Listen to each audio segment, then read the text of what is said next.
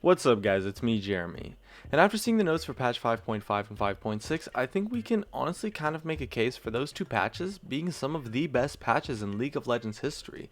And overall throughout Season 5, with somewhat of an exception of 5.4, the patches have been really fantastic and have really led to what I think is a phenomenal meta. Let's get started. So the first thing I want to go over is what makes a meta good. How can we measure the quality of a meta and compare them to each other when certain metas have been shifting and been all over the place constantly? And the reality is that it's a little tough, so bear with me. Overall, I think the best way I came up with to describe it is a meta that appeals to as many types of players as possible. And there's a few ways that can happen.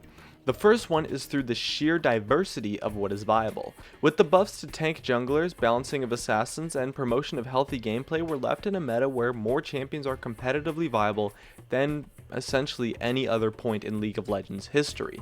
In addition, the untouched champions that were not viable are finally starting to receive some buffs, so those off-meta and unviable picks are really starting to rise up to the same level, or at least to be able to compete with some of the more popular champions. Because of this, for the first time I can recall, you could potentially play a champion that is considered weak and actually expect them to be buffed in the future, rather than to simply remain untouched for a really long time. After these last two patches, it's shown that Riot has begun to shift their balance philosophy away from nerfing everything, to nerfing only really things that actually need it, and then buffing up some of the more underpowered champions. And to me, that is the key thing that sets this meta apart from the others. All of the players who main what is seen to be as an underpowered champion are actually allowed to have an optimistic attitude about the whole situation finally, and will likely receive buffs in the next few patches or so if your champion hasn't already. But just because a meta is good doesn't mean it's perfect. The meta will never be perfect, and in fact right now has a reasonable amount of problems. There are still some champions that need to be handled by Riot, but Riot has confirmed reworks and updates, or at the very least buffs, for the majority of them. On the other hand, one of the biggest problems I have with the meta right now is the lack of meaningful item diversity.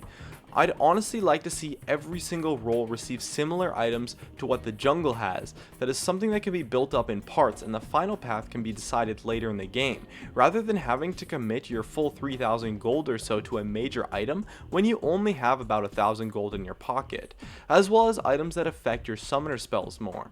There's just so many cool things that could be done with items in the game to make the game more diverse and have a meta where literally every single champion is viable. I think inherently the lack of item diversity causes a lot of problems in League of Legends balance, and on top of that, there's so many items that are just so completely useless that you would just really never buy them ever. I really like what Riot's done with the new jungle items, and it definitely was a step in the right direction, but I really want to see more of that kind of thing and have it expanded for every role. Anyways, what do you think about the current meta? My name is Jeremy, and that's it for my thoughts on the current meta in League of Legends.